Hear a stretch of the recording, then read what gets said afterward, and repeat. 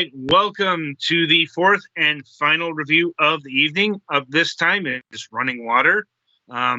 You're a runner known as subject number 0076101, created out of water by a tyrannical AI that runs the facility. During testing, an error occurs, and you are released unexpectedly into the basement where you must run, jump, climb, and fight for your freedom using the tools found along the way. Running Water lets you explore each floor as you make your escape through its puzzles while finding precious resources, power-ups, and technology to survive your battles against the drones or even the facility layout itself. But beware, no subject is allowed to leave alive. Can you survive as a runner? Okay, weird framing as a runner when honestly not much running happens. Like, also made out of water, ? I mean, I know people are composed largely of water, but I don't know. Like, honestly, I barely paid attention to the story here. It doesn't matter all that much. Like, yeah, because this thing bills itself as a precision platformer, or at least one of the Steam tags does, and I have so many objections to that first word. Zoomed out? Hmm? Precision platformer that zoomed out with that monotonous color of a background? That is the lesser of the problems here. Oof. Okay. Yeah, I'm not going to lie. This is one of the worst games I've played of the year. Don't think it's getting the trophy. Nothing's beating the Invisible Hand through sheer unoptimized incompetence. But, this had some horrible game feel. I know game feel is really hard to get a handle on unless you actually play the game, but okay, this is a fucking precision platformer where if you fall, you sink like a stone, and you move like a stone as well. Oh god, they do that shit? Yep. I'm pretty sure it's classified as a war crime. Jesus. Yeah, it's not fun. Especially when your entire game is about actual platforming. It says it's got puzzles. They're light puzzles. It's all light touch stuff compared to actual platforming. You're doing actual jumping to get to higher places or get to lower places. And yeah, the jumping is god awful. Not just the physics, but it feels slippery and slipshod. Like, oh god, the double jump, the first power up you get, it works like half the fucking time.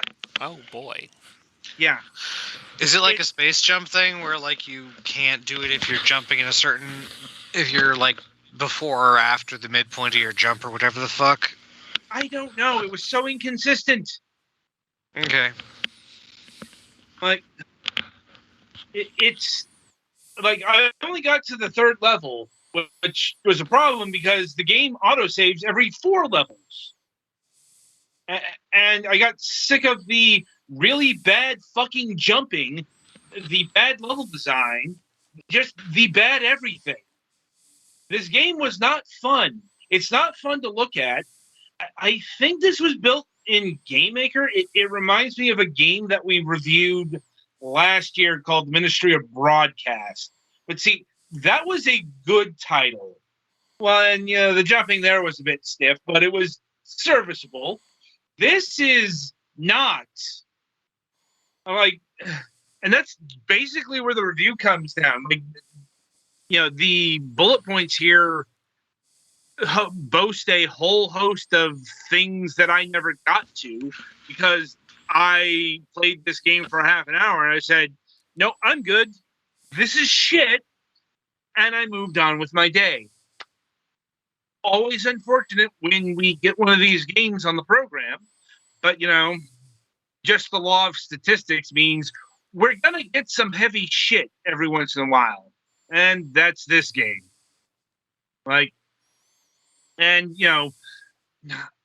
We've never talked to the developers or anything like that. So, they don't feel too bad if they ever listen to this. But, I did not find your game to be good or even okay. It's it's in the territory of horrendous. Like, and that's about the summation of things. I don't really have much more, but again, it's one of those games that was so bad I stopped playing after a requisite amount of time. I usually try to make it into a game about a half an hour to an hour to absorb things. That, like, this reached my minimum cutoff point. That's a half an hour. Mm-hmm.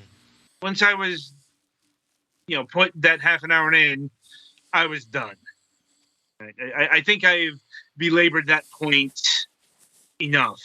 Music, I don't even remember. Like, and it doesn't really matter in my estimation. Like, there's no aspect of this game that shined. Pricing, it clocks in at $10. It's not worth it at any price. And also worth noting, this isn't an impression thing. This isn't early access. It's not even a game that's, from my vantage point, scheduled to have a whole bunch of updates. This is a completed product. And this is the whole package. And it's garbage. So toss this one out into the trash, and hopefully better tidings will be upon us next week. I think the worst thing about it to be looking at is the fact that the backgrounds are so gray and flat. Yeah, I'm like everything here is screaming of minimal effort. Like, your character barely animates. Like, I had to look to see their feet moving kind of deal. You look like you're literally like 12 pixels, so. Yeah. It's a shit show. And that's the theme I'm going to keep coming back to. This was bad. I played it. I didn't like it. I want to move on with my life. And so we shall. Indeed. So that'll conclude this installment of the Fragments of Silicon reviews. The week ahead. So on Wednesday, December 1st, we'll be having Wade of Twin Entertainment. They are the developers of the upcoming old school RPG puzzle game, Dark Dragonkin.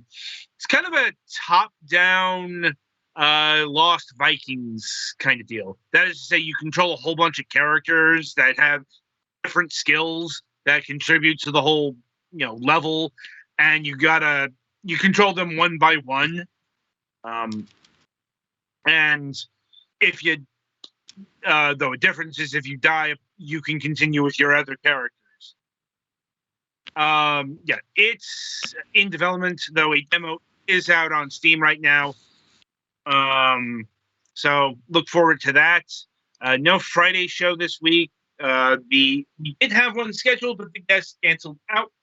I don't think they could agree who to send and the time, and it just didn't come together there.